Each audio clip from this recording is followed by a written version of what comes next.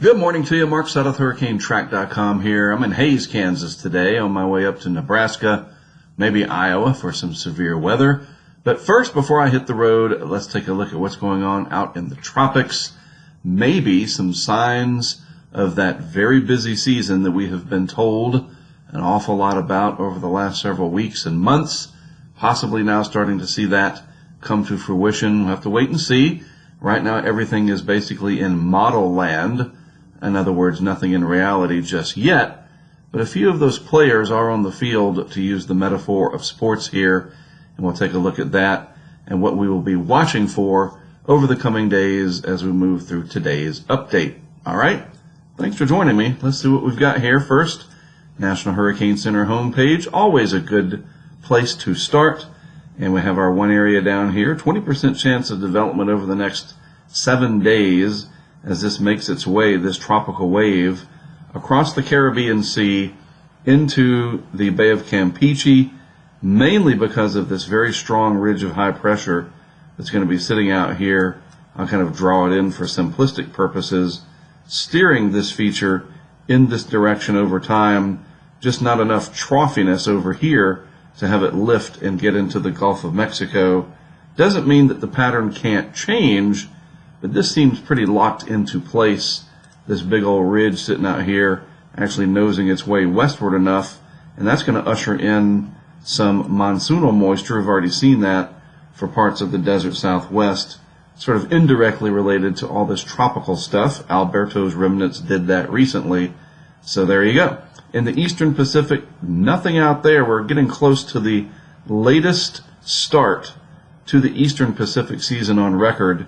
I'll have to ping my friend Phil Klotzbach and ask him what that date is. And maybe we'll let Phil be the one that breaks that news, because he's a stats guy. And once he tweets it out or whatever, I'll talk about it later on. I don't want to steal his thunder, so to speak, because Phil is just like, everything's just right here. He just knows. And yeah, we're getting really late, though. Once we get into early July, if we haven't had a named storm in the East Pac, that's pretty rare to see. And typically that means that the Atlantic is just waiting to sort of burst at the seams. And again, as I said, and we have in our thumbnail, headline there, that maybe we are seeing the signs of that active season. This is part of it.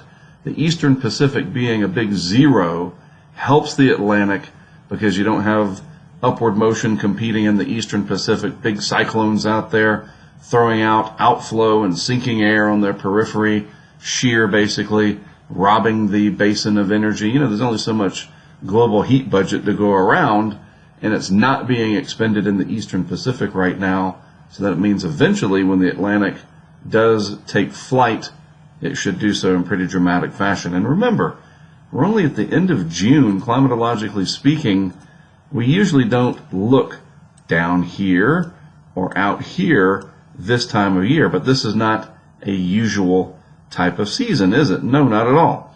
And there's our feature right there, this tropical wave, pretty vigorous convection with it, that has moved through the Windward Islands today, and it is approaching, maybe getting close to the ABC Islands, Aruba, Bonaire, and Curacao down there, on its way. Let's use yellow here so it matches the Hurricane Center graphic.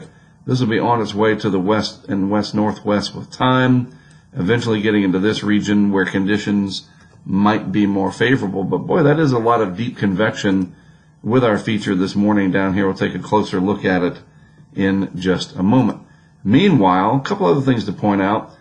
Definitely a very prominent Saharan air layer working its way all through the region here, and a lot has been made of that. I've seen quite a few animations and posts about it on social media.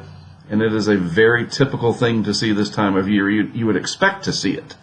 If it wasn't there, we would probably be in some pretty big trouble here. Thank goodness we do have the Saharan air layer, a climatologically normal thing to see this time of year. However, down here off the coast of Africa, there's a couple of areas to watch. This one right here, you can even detect a hint of rotation with it, but that dry mid-level air, warm mid-level air, got dust in it and all that stuff. Particulate matter suspended in the several thousand feet above the ocean surface there won't help with convection or organized activity with any of these systems out here. They're going to have to move more to the west, and especially over to this region. But the fact that they are there and that they are pretty vigorous, and we're only at the end of June, that is one of the signs we were looking for, and I'll show you more of this as we go forward. In fact, let me scooch this image over in my tabs because I got them mixed up a little bit there. There's a little closer shot of our feature in the Southwest Caribbean. Again, pretty vigorous convection with it this morning, and all of this is going to move off in this direction over time, and then we'll have a big question mark as to what happens as it gets into either the Bay of Campeche or the Northwest Caribbean Sea. That's still several days away, and there's enough changeable parts in the atmosphere that we don't know for sure what's going to happen, but we'll watch, and we can certainly do so with the use of this satellite technology. Pretty easy to keep track of what's going on. And another part of all of that, I like to show you this frequently, the vorticity signature, pretty solid vorticity down there with this feature, and we'll track this as it moves off in this direction. It's there, we can see it, it's on our radar. I won't say literally because this isn't a radar shot, but you get the idea. Nothing will be able to sneak past us. All right, taking a look at Twitter here. I know it's called something else, but to me it's always Twitter. Your friendly reminder every once in a while that Mark still calls it Twitter. Ben Knoll, good friend of ours, in case you're new to my updates. Well, who is Ben Knoll, you might be asking? Well, he's a meteorologist, and he's in New Zealand, but he covers a lot of North American weather because he was from the Hudson Valley area, if I'm not mistaken, and he puts out some incredible infographics and animations and seasonal maps and all kinds of stuff. Really smart guy, very good on social media, so we cite Ben frequently. So he says here in today's update, "'Tis the season for African easterly wave tracking. These hurricane seedlings regularly emerge from the Sahel region of tropical Africa from June through October. And as he says, if environmental conditions allow, you never know, we might get something to develop." And you can see, let me see what I can use here to make this pop better. I guess this red color. Nice sped up animation here of the ECMWF 5,000 foot or 850 millibar vorticity area.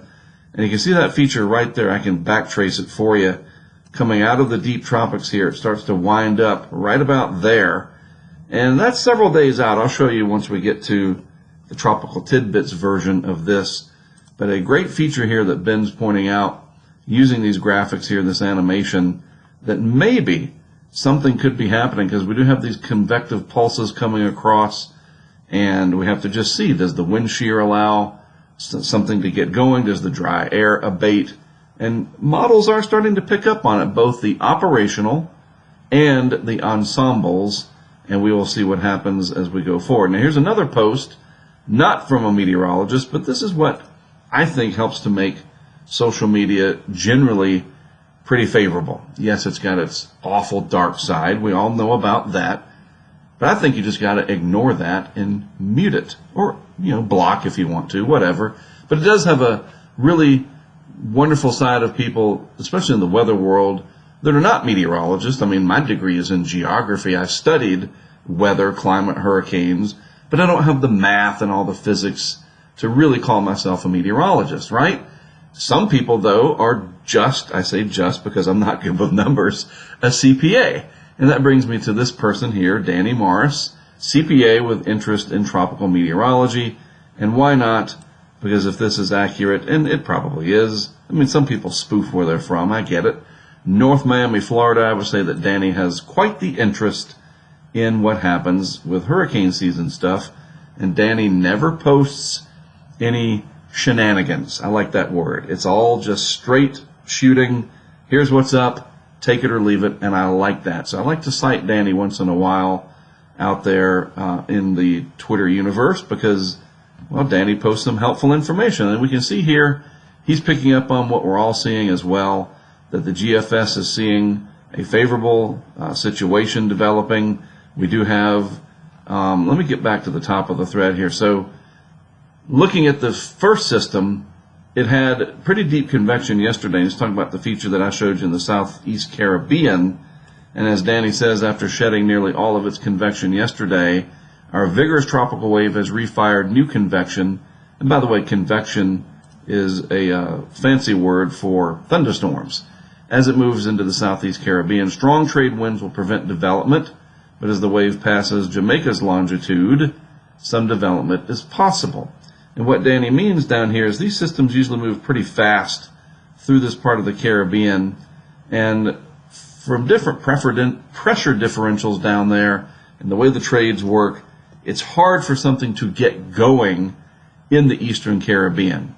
Now, once they are developed and they enter the Eastern Caribbean, they tend to do okay, usually. But the Eastern Caribbean is not your typical hotspot for something to develop.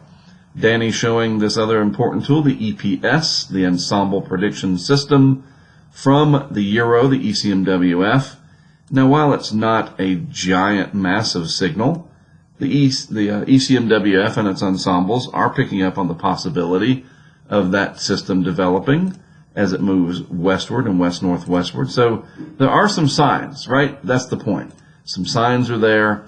Now, this is interesting. This is your HMO diagram. And let's just go back to what Danny says about it. It's being aided by intraseasonal forcing.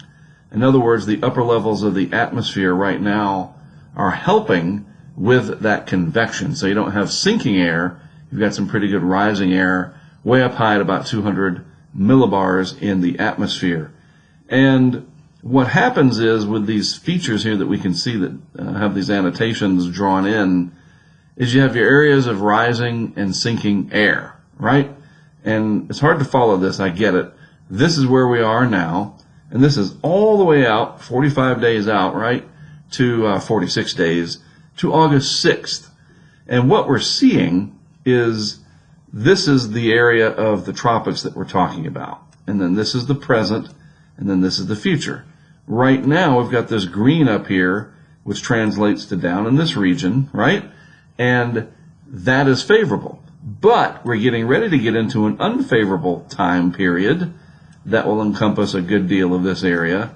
Then that will be followed by when, towards the end of July here, a more favorable. So you can sort of track these features as they go across from basically west to east. And of course, this is a stretched out Mercator map. But this is really helpful for those of us that know what we're looking for. So right now, favorable, and pretty much favorable all the time over Africa. That's where this is valid.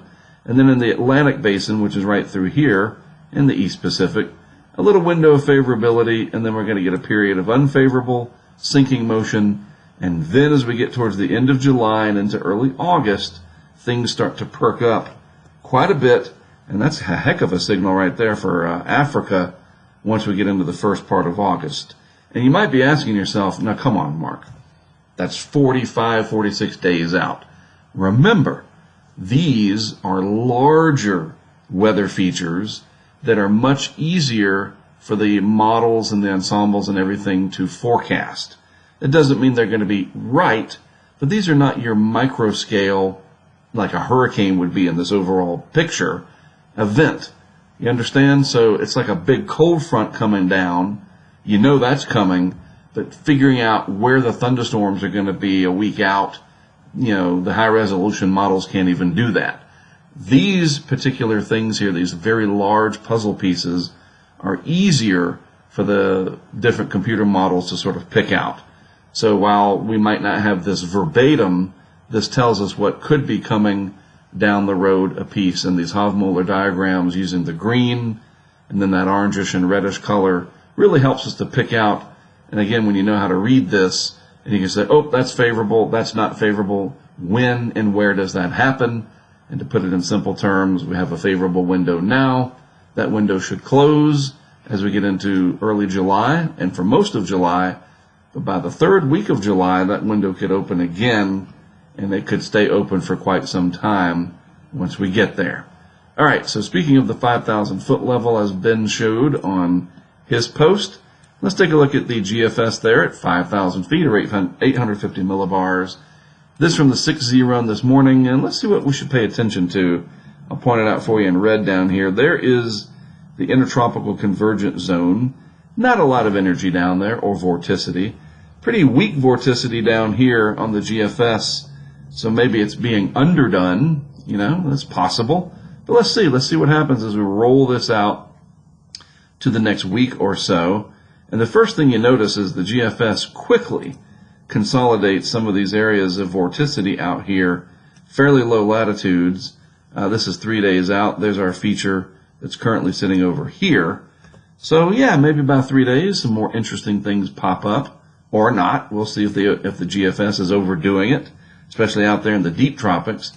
But that's interesting, though. By day 5, the GFS says we're going to have a very small but fairly concentrated tropical cyclone riding right about 10 degrees north latitude. So that's 5 days out. That'll be interesting to see if that verifies. Southwest of this pretty stout ridge. Meantime, we got that tropical wave there now tucked into the Bay of Campeche. And then there's that big-time ridging that I was telling you about going all the way into the eastern half of the United States. It's going to be a hot 4th of July in that time period. Anyways, we roll this on further. We get out to about a week's time. And, you know, if the GFS is to be believed, the operational here, we could have something headed towards the islands there. I'm not buying it just yet, but we'll see. You know, it's not nothing. You know, the GFS isn't just making stuff up, but it might be having a little bit of feedback bias. I don't know. I mean, nobody knows for sure. Out in that part of the Atlantic, we don't have any observations to speak of. Maybe there's a few buoys out there and things like that, but we're not getting any upper air soundings, so it's a data void area. So we have to rely on the vorticity signature from satellites. That does get ingested as input for the models. And of course, satellite animation, that's very helpful as well. So over the next week, maybe, just maybe, the signs of that very busy season starting to come to life. Now, another way to look at this is the operational model. So this is like the conductor of the orchestra. This is the rest of the orchestra. That's a great analogy, right? So this is the ensemble for the GFS, the GEFS, and let's watch what happens here. And when you start to see these clusters like that, and even like this, that is more members of the orchestra, so to speak, singing the same tune, or they're on the right page, or whatever you want to say. You understand? So it's not like the conductor is on his own.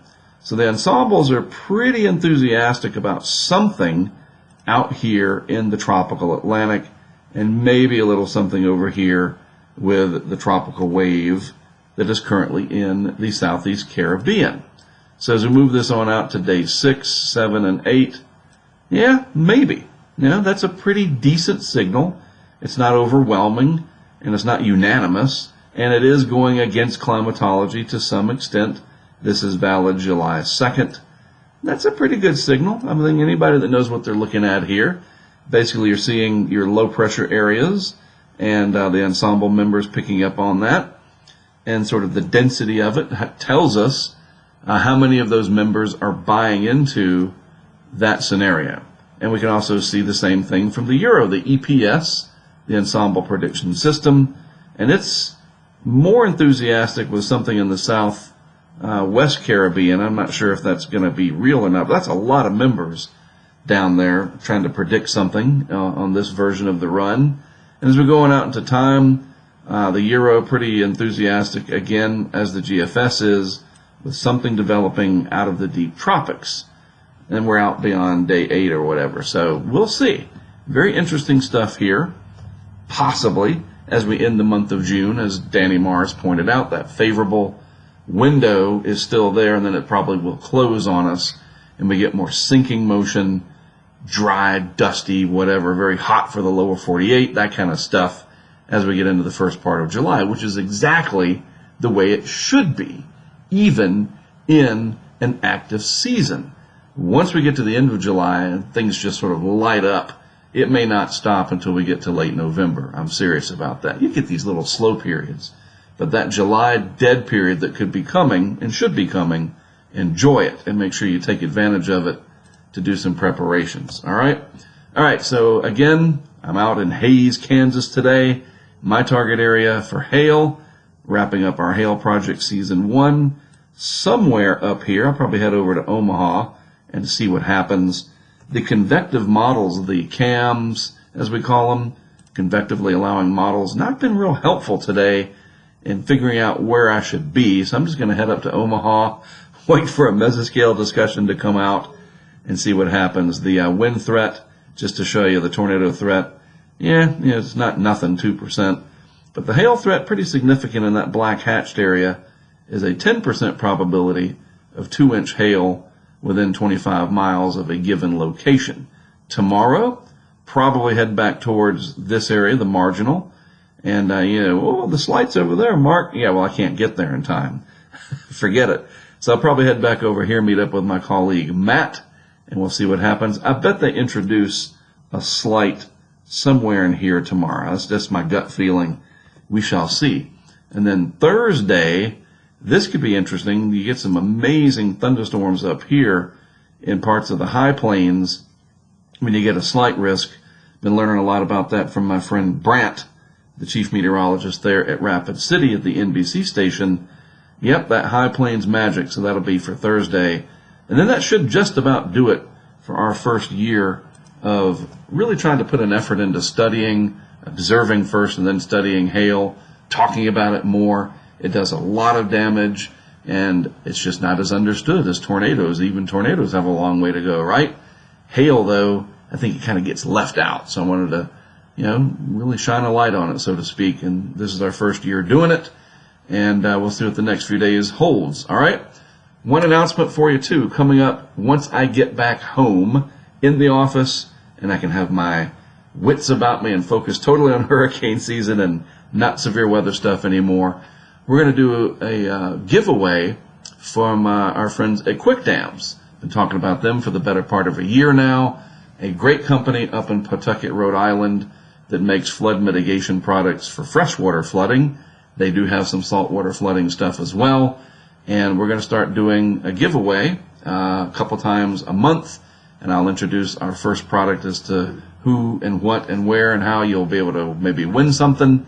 That's coming up when I get back home, probably late this weekend, so maybe Monday or something. I'll talk about that. Just wanted to tease it for you as we continue our partnership with our friends at Quick Dam up there, like I said, in Rhode Island. They do an amazing amount of work for flood mitigation, which, boy, oh boy, you've been seeing what's happening in parts of Iowa and Minnesota and the Dakotas. Wow.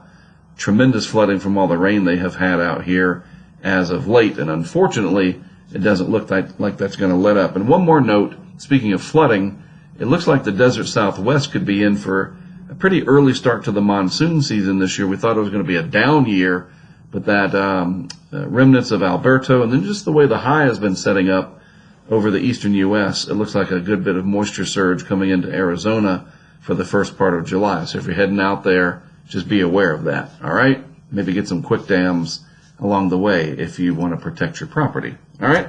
Well, that's it. Pretty long one today. We had a lot to talk about, so thanks for tuning in. I appreciate it. All of us at HurricaneTrack appreciate you as well. We got a good community here, so thanks for everybody for chipping in and helping out to make it possible. I'm Mark Sutherland from Hays, Kansas today. Have no idea where I'll be starting out tomorrow, but I will have an update. I do know that. Have a good rest of your Tuesday. I'm Mark Sutherland. I'll see you again tomorrow.